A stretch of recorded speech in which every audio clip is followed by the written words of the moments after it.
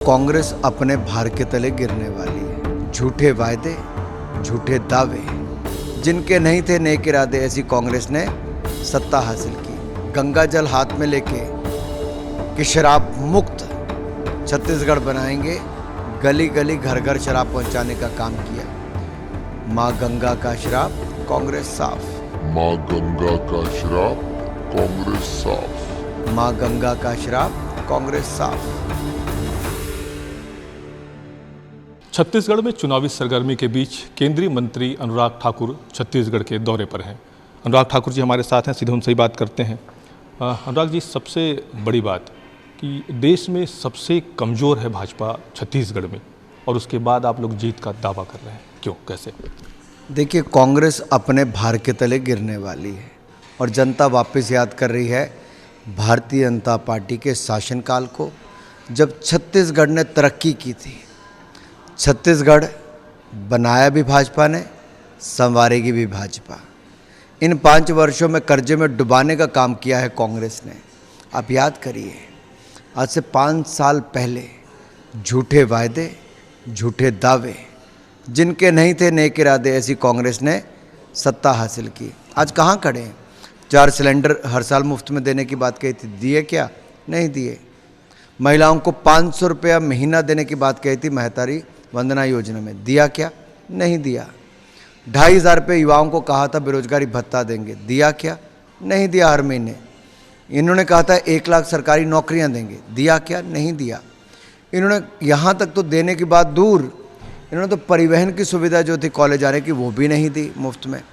और मैं एक बात आपसे और कहता हूँ, इन्होंने जो वायदे किए वो तो दिए नहीं, उल्टा जो कसम खाई थी गंगा जल हाथ में लेके कि शराब मुक्त छत्तीसगढ़ बनाएंगे, गली गली घर घर शराब पहुंचाने का काम किया। माँ गंगा का श्राप, कांग्रेस साफ। इन्होंने मातृ शक्ति से 500 रुपये देने और सिलेंडर देने की बात कही थी, नहीं दिया। मातृ शक्ति का श्राप, कांग्रेस साफ। इन्होंने युवाओं से बेरोजगारी भत्ता और नौकरी देने की कही थी, नहीं किया। युवाओं का श्राप, कांग्रेस साफ। तो कांग्रेस की साफ ऐसे भी होगा कि महादेव ऐप घोटाले में 508 करोड़ की लूट, महादेव का श्राप, कांग्रेस साफ। अच्छा, ऐसा क्यों कि हिमाचल और कर्नाटक में जिस फ्री ब्रिज के आप विरुद्ध थे, उसी राह पे आप चल रहे हैं अब यहाँ भी? देखिए, छत्तीसगढ़ आने से पहले मैं एक आंकड़ा आपको बताना जरूर चाहता हूँ। हिमाचल में इन्होंने गारंटी दी थी। क्या गारंटी दी थी? 1500 रुपये बहनों को खाते में डालेंगे। 11 महीने हो गए साहब। दर्शकों ज़रा ध्यान से सुनना, हिमाचल प्रदेश में 11 महीने हो गए। 23 लाख महिलाएं इंतज़ार कर रही कब वो घड़ी आएगी जब कांग्रेस 1500 रुपया खाते में डालेगी। नहीं डाला। कांग्रेस ने 11 महीने पहले वायदा किया था 2 रुपये किलो गोबर और 100 रुपये लीटर दूध खरीदेंगे, नहीं किया। कांग्रेस ने कहा था 1 लाख नौकरियां देंगे, 1000 भी नहीं दे पाए। कांग्रेस ने कहा था 300 यूनिट बिजली के मुफ्त में देंगे, जो 125 मिलते थे वो भी ख़त्म कर दिए, बिजली के बिल दुगने कर दिए। पानी जो मुफ्त में था, आज उसके बिल ज़्यादा आने शुरू हो गए। कांग्रेस ने कहा था बागवानों से कि आप अपने फसलों की कीमतें तय करोगे। सेब के किसानों को अपनी पूरी फसल नदियों नालों में फेंकनी पड़ी। ये कांग्रेस है। झूठे दावे, झूठे वादे, कभी नहीं थे इनके नेक इरादे। और छत्तीसगढ़ में तो ये हालत है कि एक के बाद दूसरा घोटाला है। गोठान घोटाला, कोयला घोटाला, शराब घोटाला, ये महादेव ऐप घोटाला, पीएससी स्कैम। ऐसा कोई बचा नहीं जिसको कांग्रेस ने ठगा नहीं।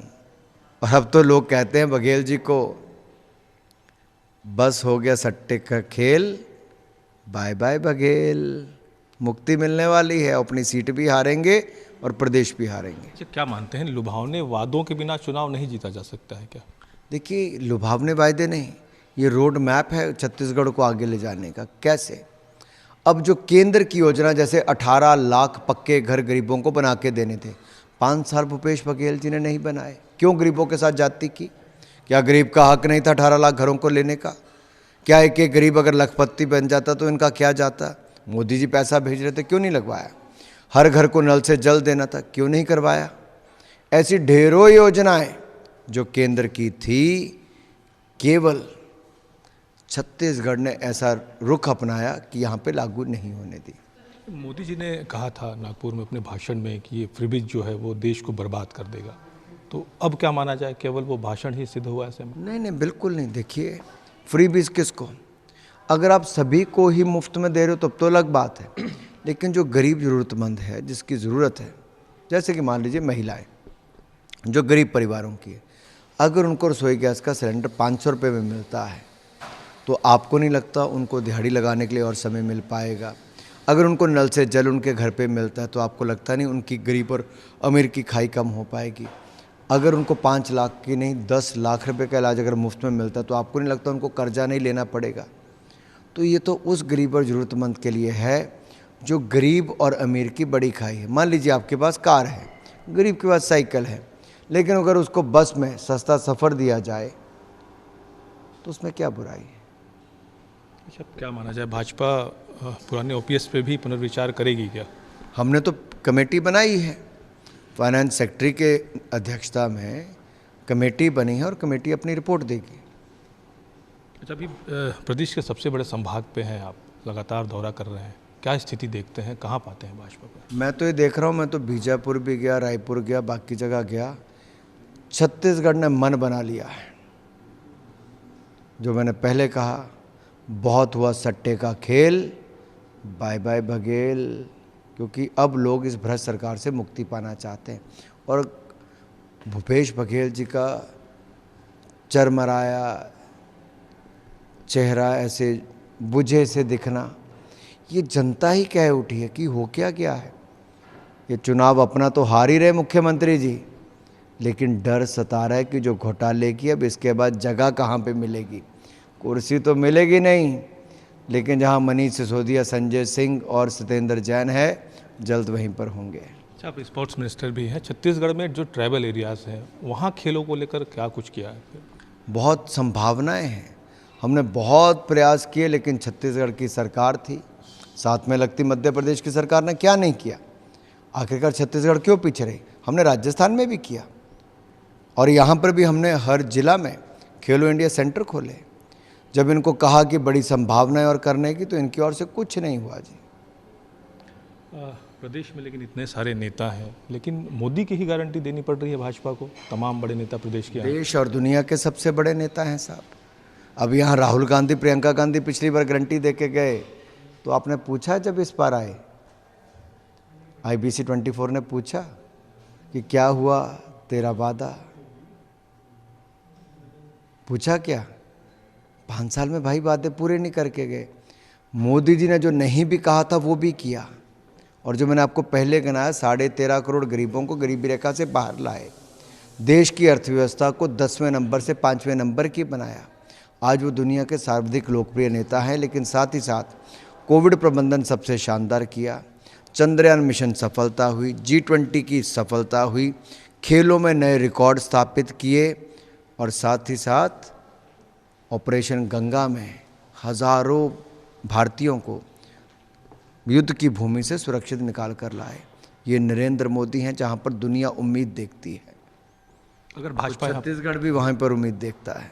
बिल्कुल, अगर भाजपा यहाँ पर जीतती है तो कैबिनेट कैसा रहेगा? क्या अनुराग ठाकुर जैसे नौजवान कैबिनेट में देखने को मिलेंगे?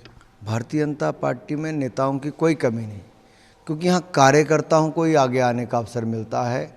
और छत्तीसगढ़ एक ऐसा राज्य है जहाँ का नौजवान, चाहे देश की सीमा पर हो या छत्तीसगढ़ के अंदर हो, अपने बलबूते पर प्रदेश को और देश को आगे बढ़ाता है, और ऐसे युवाओं को भी अवसर वहाँ पे दिया जाएगा। मुख्यमंत्री को लेकर क्या कॉम्बिनेशन रहेगा यहाँ पर, क्योंकि ये लगातार सवाल उठते हैं, मुख्यमंत्री का चेहरा कौन होगा? एक बात तो स्पष्ट है, भाजपा का सच्चा ईमानदार नेता छत्तीसगढ़ का अगला मुख्यमंत्री होगा, और डबल इंजन की सरकार में तेज गति की रफ्तार से फिर एक बार छत्तीसगढ़ को विकास की ऊंचाइयों पर लेकर जाएगा। अच्छा, जिस तरह से अभी बैक टू बैक आगे चुनाव होने हैं, ऐसे में लोकसभा की भी तैयारी है, क्या लगता है सीएम का चेहरा आपके तौर पर कौन बेस्ट है?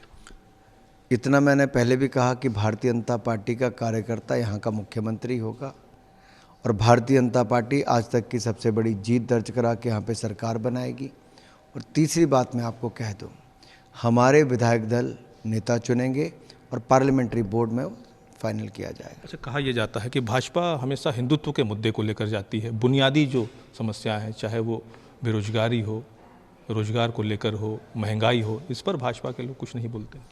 हम सब कुछ, सबसे ज़्यादा हम अपने विकास की बात कर रहे हैं भाई। आप देखिए, जो मैंने आपको अभी तक मैंने कोई हिंदुत्व की बात की आपके इंटरव्यू में? मैंने की कोई बात? नहीं की। लेकिन जनता को बताने की ज़रूरत नहीं है। मोदी जी आए तभी दिव्य और भव्य सोमनाथ धाम बनी। मोदी जी आए तभी दिव्य और भव्य केदारनाथ धाम बनी। मोदी जी आए तभी दिव्य और भव्य काशी विश्वनाथ धाम बनी। मोदी जी आए तभी महाकाल लोक धाम बना। और अब मोदी जी के चलते ही 500 साल का इंतज़ार ख़त्म हुआ, दिव्य और भव्य अयोध्या धाम में भव्य राम मंदिर भी बन रहा है। गर्व से कहते हैं हम हिंदू हैं, लेकिन सबका साथ सबका विकास, इसी मूल मंत्र के साथ सरकार चलाई। आज सबसे ज़्यादा फायदा किसको मिला है इन योजनाओं का? गरीब कल्याण की, अनुसूचित जाति, जनजाति और अल्पसंख्यक वर्ग को। कांग्रेस इसको वोट बैंक के रूप में इस्तेमाल करती थी और इन सबको हाशिए के नीचे रखती थी। मोदी जी ने सबको एक समान अधिकार दिए और उनको गरीबी रेखा से बाहर भी निकाला। एक आखिरी सवाल, इस बार भाजपा ने कोई दावा नहीं किया। पिछले बार आपने दावा किया था 65+, इस बार भाजपा कोई दावा नहीं है। मैं कह रहा हूँ आज तक कि हम सबसे बड़ी जीत दर्ज करेंगे। बिल्कुल। तो ये थे अनुराग ठाकुर, केंद्रीय मंत्री, जो लगातार ये दावा कर रहे हैं कि भाजपा छत्तीसगढ़ में इस बार सबसे बड़ी जीत दर्ज करने जा रही है। कैमरा सतीश मिश्रा के साथ जितेंद्र थबाइत, IBC 24, बिलासपुर।